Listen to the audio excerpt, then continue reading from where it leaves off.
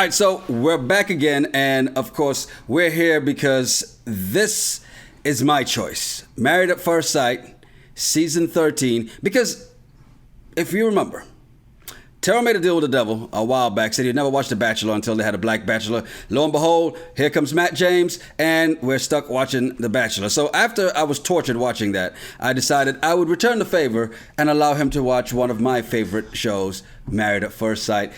2 episodes in, how you feeling? I was really pissed last week because it was 3 hours. And I thought that maybe that's how this type of show does its premiere episode. Mm-hmm. And then to only be more disappointed this week to find out it's 2 hours. I'm like, are you killing me with this? It's heading in the right direction. Ridiculous. Though. 3 to 2. Next week should be 1. It's just ridiculous. 2 hours of that is just dragged out, annoying, and painful. Even more so. Even why I don't like reality TV shows. So, and I'm not a fan of The Bachelor. Let's just let the world know that. I'm not a fan of it. I just always joke that they never had a black bachelor. So when they finally had one, I'm like, all right, I'll watch. I don't watch it anymore. That was a one-time deal. This is a show that Yonni watches regularly. Yes. So this is not his first time. It's not. And to be fair, they have not done, that I can remember, the 3-hour, because see, now they're doing, the matchmaking special, then the preview special with previous couples who, what they're doing, they're dragging the shit out. It's what happens when something's successful. Yeah. Then they create so many other ways to just generate more money and sell more advertising, right? So that's why they did the 3-hour special last week, 2-hour special this week. And like I texted you, out of those 5 hours, they could have given us all 5 weddings in a 2-hour season premiere, and right now we'll be talking about the first night. This is what we'll be talking about this week, not waiting another week to finally see all 5 couples married. So I think after this season, I may start hating reality TV because I've convinced you. I'm turning you. One of us. One of us. Because of that. I need a drink because of that. I broke out the big dog for this. Jesus Christ. Come to the dark side, Yanni. Let's break down this week's episode because, we got a couple more weddings. We had 1 wedding last week. We were introduced to all 5 couples last week. We had 1 wedding last week, and we had 2 this week, and we're going to have another 2 next week. God forbid they make this another 2-hour episode next week. Jesus. All right, so let's start. They will. Let's go back to Bao and Johnny. Have your feelings changed watching them interact from last week to this week?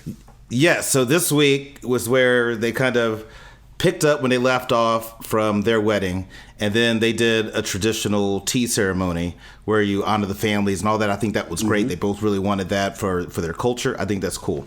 But the more I observed Bao, I think is a little bit more conservative than Johnny.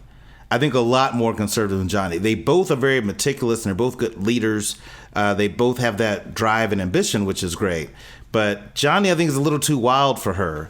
And so now I'm thinking, when I said that they're both going to hook up tonight, they're not. I think that Johnny's down, but Bao is just a little too reserved. And so I don't know if I'm having second thoughts if that relationship could work out, because I feel like even though they're both intellectual, smart people, they have that drive and the things that they do in their professional lives. Johnny's a little more wild, and Johnny's a wild boy. And we've all seen it, right? We've seen people where you got the wild, crazy guy and the girl who's like okay with it, but she's also that balance that kind of, brings him back to reality. Bao, I don't know if she can do that, because Johnny's going to be Johnny. He's not changing. I will say this too. First of all, because Unfiltered, like, it came on last week and it's coming on again tonight, and we don't watch that show. We're just looking at the episodes themselves. So keep in mind, because I've seen people make some predictions like, you can tell by what somebody said on Unfiltered that this and this. So we haven't watched that. We're watching strictly the episodes. And I will say this. I think he was very respectful dancing with her. He goes, I can feel she's a little stiff. She's not accustomed to my touch. Yes, I would love to get even closer, but I'm going to keep my hand on her waist. His thing was about making her comfortable. So as wild as Johnny was, Johnny's like, no, this ain't the chick at the bar. This is my wife. So I'm going to have a little bit. And I'm not saying he's not respectful with the chicks he met at the bar, but he's showing a level here that shows that he's got a level head at some point. Yeah, he's got a wild boy. A wild side, but he's level-headed. So interesting to see what goes on with them. But as we move on to Michaela and Zach, who are the second couple to get married, You talk about Johnny being the wild boy. I think Michaela's the wild girl. I agree. And so here's what I was worried about that couple. Zack seems very sensitive. And I think Michaela he's just a little he's a little bit You think? Leave Brittany alone. Yeah, oh my God. He's a little in his feels, but there's nothing wrong with being a sensitive man. There's nothing wrong with that. I was just worried, would Michaela be okay with that? And it's so last week I was like, I don't know if that's going to work. Watching them today and after they got married and things like that, I feel a little bit different. I'm a little bit more hopeful for both of them. I can totally see what the experts did, and I see the balance that they may bring. The only thing that stood out as a little bit of I wouldn't call it a red flag, let's just say it's a yellow flag, is when he was saying that he was a Renaissance man and things that he did. She was looking at him just like, huh? Because you crochet? Yeah, you crochet. You make lotion? Oh, awesome. That's great. Let me guess, you make candles and your own bath soap, huh? Yeah. So are you going to tell me put the lotion on the skin? Like, what's going to happen here in this relationship? So I looked like she was a little bit hesitant, but she seems to be a lot more open to this experience than I've seen from the other ladies so far. So I'm just checking to see what you're working with. That's a wild girl. Let me tell you something about this, okay? The minute she walked down the aisle, Michaela put the pants on and he put the dress on, okay? Let's just make that very clear immediately. I mean, he ain't ready for her. You know when you were growing up and there's this one girl you were attracted to and your mama would be like, that girl too fast. My mom even said that once. I introduced her to this girl, and then the next day she's like, who's this little fast-ass girl you introduced me to? You bring this hussies up in my house no more. She was fast, too. I'm like, well, I like fast. I don't have patience. I was built for speed. Oh, my God. All right, so on to the third couple that made it down the aisle, Merla and Gil.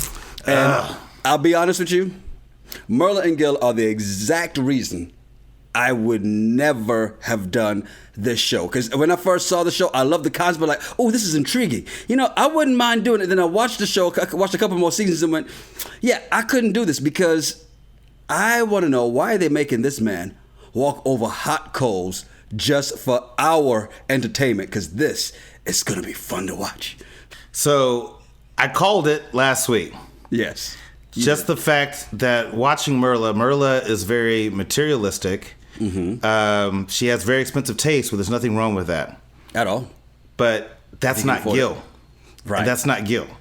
And, she doesn't like men with bald heads. Gil's bald. And she talked about that, oh my God, he's bald. Multiple times. Then you have the dog issue. So I've dated people who are dog lovers, right? And I love dogs. Now, am I a sleep in the bed with me dog person and, lick my face in the morning? Hell no. But I love dogs. I will rub a belly all day. I will do all that stuff. But we're not in the bed together. We're separate. In those dating days, when you ran across the dog lovers who really love their dogs, if you walked in and the dog walks up to the girl and tongues are down, do you get jealous or do you go, all right, well, at least brush your teeth first? I'm like, hey, take a sip of this whiskey. Wash it, clean that out. It'll kill it. Because dogs have clean mouths, apparently. But no, that's just shit. That's what dog lovers say. Like, yeah, that's what dog lovers say. Dogs have clean mouths. But Gil loves his dog. I didn't know that Gil was Colombian. If I missed that last week, easily could happen. Yeah, well, that was the whiskey. And apparently neither did she, because when he said he spoke Spanish, she's like, really? Yeah, and I respect the fact that he introduced they teach that in the projects? The negritos hablo español, awesome. But I respected the fact that he introduced himself to her family in Spanish and connected with them from a cultural level. I think that's great. I think Gil is a good guy. Yes. I think Myrla is the problem because she's very materialistic, and that's not going to change. And she stressed that her lifestyle needs to stay the same. Well, Gil was kind of like, hey, Why spend $4,000 on this trip when we can find other ways to save money? That's not how she rolls. And so I think that it's going to come down to lifestyle, that why I think they're not going to work out. Because Gil's a firefighter. Now, if he has other finances from someplace else, great. But when you're a firefighter, there's certain salaries that you make. And I don't know if you can keep up with Myrla's lifestyle. The thing, too, so like you said Merla is going to be the problem. Her bridesmaids knew that when they were like, uh-oh, here comes the bridezilla.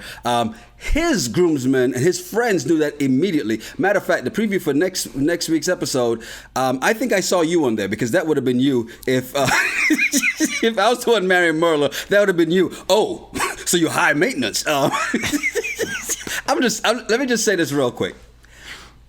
I feel so bad for Gil, and I'm so mad at the experts because I think they took this good guy. And maybe we find out later he's really an asshole. But on first looks, they took this good guy and put him with somebody go, yeah, well, of course she likes this, but he'll balance her out. When somebody is that high on their horse, I don't know that he can bring her down from that. And should he have to go through that kind of torture? He shouldn't. But here's the reality. Because you keep saying, week after week that she's what they would have given me. Yeah. Now, here's the difference. Could I tolerate that? I make enough money, I could tolerate that. But I'm not looking for somebody that I come home from work and I want to talk and share all my day with because I'm busy as shit all the time because I work a lot.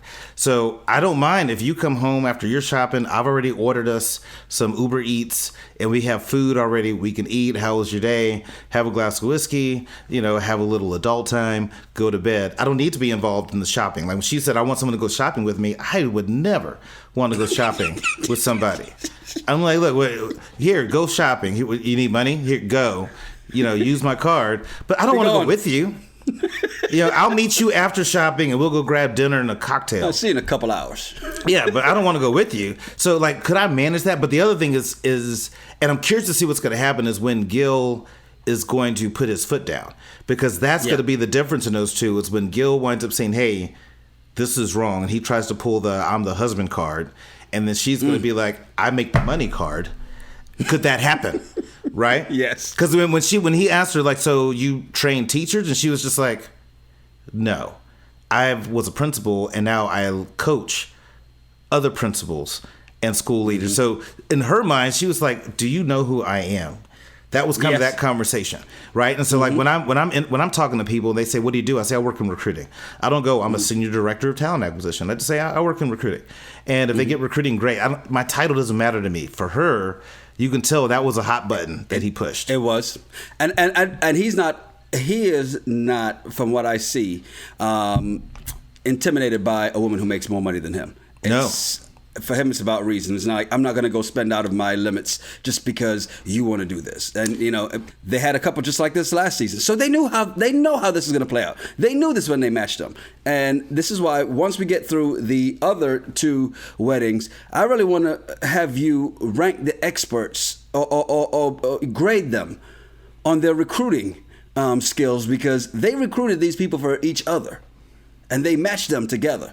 And we talked about how similar what they're doing is to recruiting.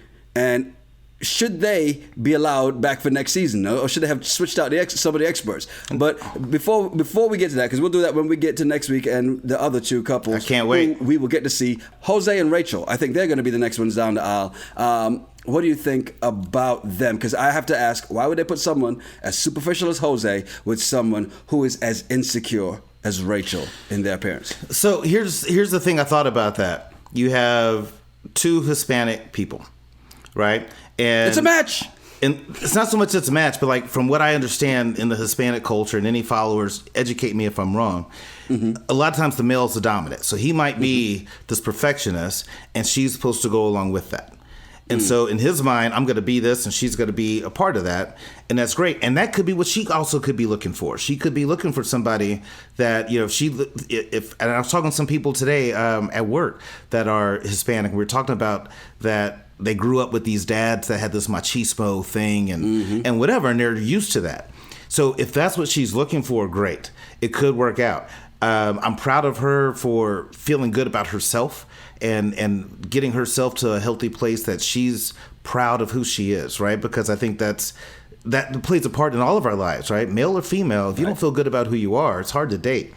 So she feels she's at a place, she's put in the work mentally and physically, that she's ready. So I don't have anything yet to say on them. I got to see how they interact with each other. But I'm to me, the jury is still out on that one.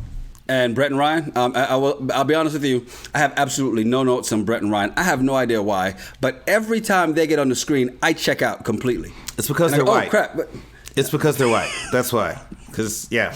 It's okay, though. I know you love everybody. They're white. Maybe they're just a little bland. Maybe they need a little seasoning. All lives matter. just accept the pale ones. I get it. Oh, Jesus Christ. So here's what I think about Brett and Ryan. The first episode, I wanted to see them work. So I'm like, I totally get it. But when they were asking Brett before the wedding, like, what are you hoping she looks like? What are you hoping it's about? And his first thing was that he hopes that she's fit. I want someone that works out with me and all that. And so that was very interesting to me because there's nothing wrong with saying that I want a partner who's equally as fit as I am. We could do things together. Mm-hmm. But when that's a deal breaker for you, right? I think there are a lot of fit people who have had other people who weren't as fit attracted to them, but they turned them down because they didn't match them at that level. And then a lot of the people I know who are uber fit, their partners tend to be assholes, bitches, and they wind up having these issues, but at least they look good together, but they have all these other issues. And my thought is, okay, what if somebody you work out 6 days a week, this person works out 2 to 3 days a week, but they treat you better than anyone you've ever dated that works out equally or more than you? Would that not be a reason you would date that person? And Brett seems to be very superficial. If that's the first thing that comes out of your mouth, right? If you say, what are you looking for in a person? Well, I want her to be fit. That right there to me is a red flag.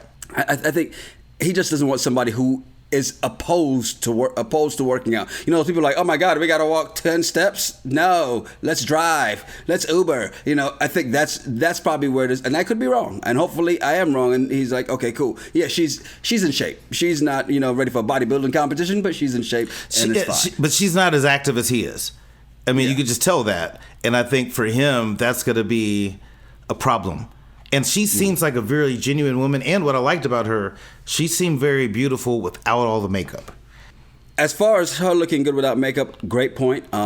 Which just reminds me, since you brought race into this, let's do it. Myrla, who was like, don't make me up like these negritas.